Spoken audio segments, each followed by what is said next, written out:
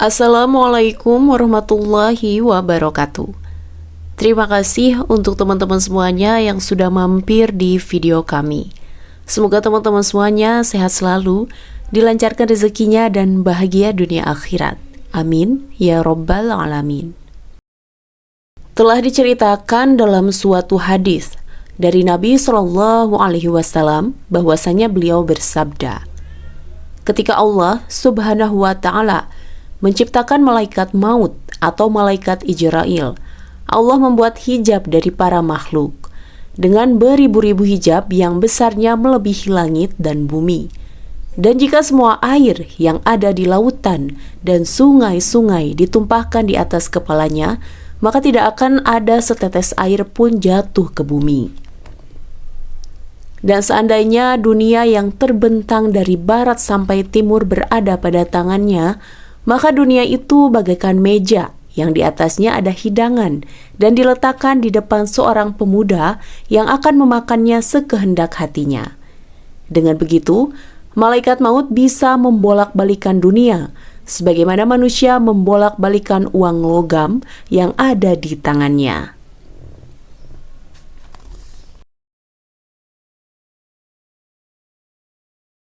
Malaikat maut diikat dengan 70.000 rantai. Setiap rantai panjangnya sama dengan perjalanan selama 1000 tahun. Malaikat yang lain tidak bisa mendekat dan tidak mengetahui keberadaan malaikat maut. Mereka tidak mendengar suaranya dan tidak tahu keberadaannya sampai kapanpun juga. Ketika Allah Subhanahu wa Ta'ala menciptakan malaikat maut dan menyerahkan urusan kematian kepada malaikat maut, ia berkata, "Wahai Tuhan, apakah maut itu?" Maka Allah menjawab seraya memerintahkan hijab untuk membuka diri hingga malaikat maut dapat melihat maut tersebut. Lalu Allah Subhanahu wa Ta'ala berfirman kepada para malaikat, "Berhentilah kamu semua dan lihatlah, inilah maut." Maka para malaikat berhenti semua. Dan Allah Subhanahu wa Ta'ala berfirman lagi, "Terbanglah kamu di atasnya dan bentangkanlah sayapmu dan bukalah matamu semuanya." Maka ketika para malaikat terbang di atasnya, mereka semua terjungkal dan pingsan selama 1000 tahun. Dan ketika sadar mereka berkata, "Wahai Tuhan kami, adakah yang Engkau ciptakan lebih agung atau besar dari ini?"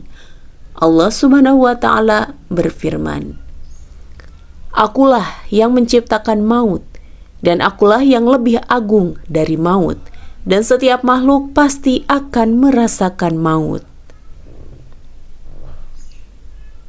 Kemudian Allah Subhanahu wa Ta'ala berfirman, "Hai Israel, ambillah maut itu, dan aku serahkan dia kepadamu." Lalu Israel berkata, "Wahai Tuhanku, apakah aku kuat mengambilnya? Sesungguhnya dia lebih besar dariku." Maka Allah memberikan kekuatan pada malaikat Israel, lalu diambilnya maut tersebut dan disimpan di tangannya. Maka berkatalah maut, "Wahai Tuhanku, izinkanlah aku menyampaikan undangan seruan di langit 1 kali." Maka Allah pun mengizinkannya, dan berkatalah maut dengan suaranya yang lantang, "Akulah maut yang akan memisahkan antara orang yang saling mencintai. Akulah maut yang akan memisahkan antara suami dan istri. Akulah maut yang akan memisahkan anak-anak perempuan dengan ibunya. Akulah maut yang memisahkan antara saudara laki-laki dengan saudara perempuannya. Akulah maut yang merusakkan rumah-rumah dan gedung-gedung. Akulah maut yang meramaikan kubur. Akulah maut yang akan mencarimu dan menemuimu walaupun di gedung yang kokoh. Dan semua makhluk pasti akan merasakan maut." Dan sesungguhnya orang-orang kafir, munafik, dan durhaka ketika maut mendatanginya, turunlah malaikat azab di sebelah kirinya. Wajahnya hitam legam, matanya melotot. Bersamanya terdapat bermacam-macam azab atau siksa. Malaikat azab duduk menjauh darinya hingga malaikat maut datang. Dan ketika malaikat maut datang pada orang tersebut, ia berdiri di hadapannya dengan rupa yang sangat menyeramkan. Lalu jiwa orang tersebut berkata, "Siapakah engkau dan apa yang engkau inginkan?" Malaikat maut berkata, "Aku adalah maut yang akan mengeluarkanmu dari dunia, menjadikan anakmu yatim, menjadikan istrimu janda, hartamu sebagai warisan bagi pewarismu, yang mereka tidak engkau sukai waktu hidupmu, sedangkan engkau tidak mempersiapkan kebajikan untuk dirimu, dan tidak pula untuk akhiratmu. Hari ini aku datang untuk mencabut nyawamu."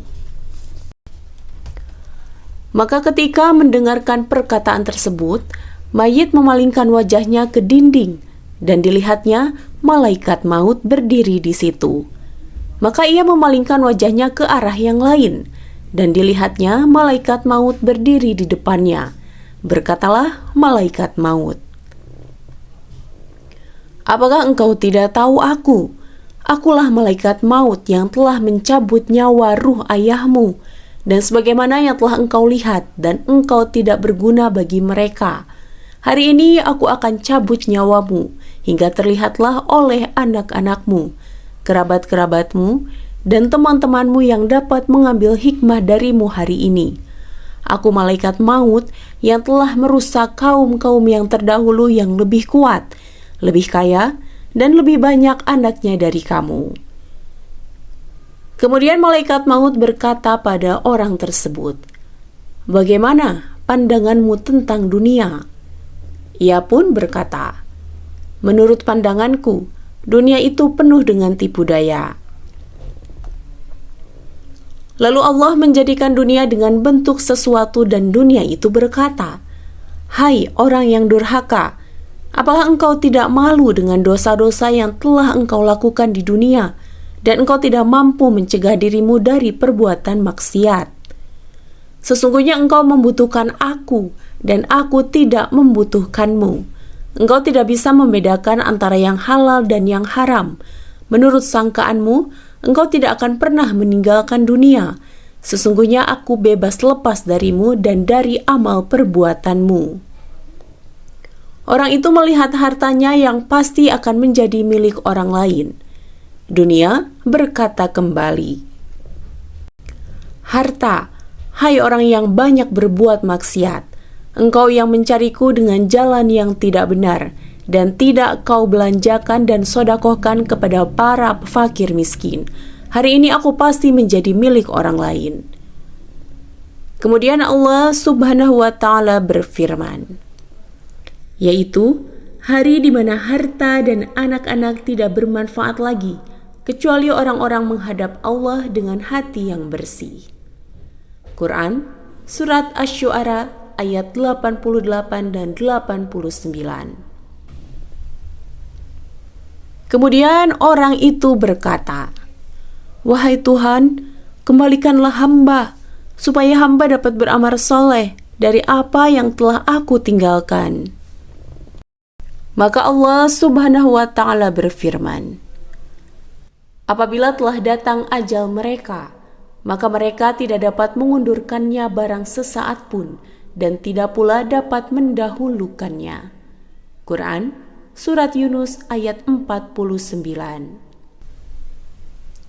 Kemudian malaikat maut mengambil nyawanya.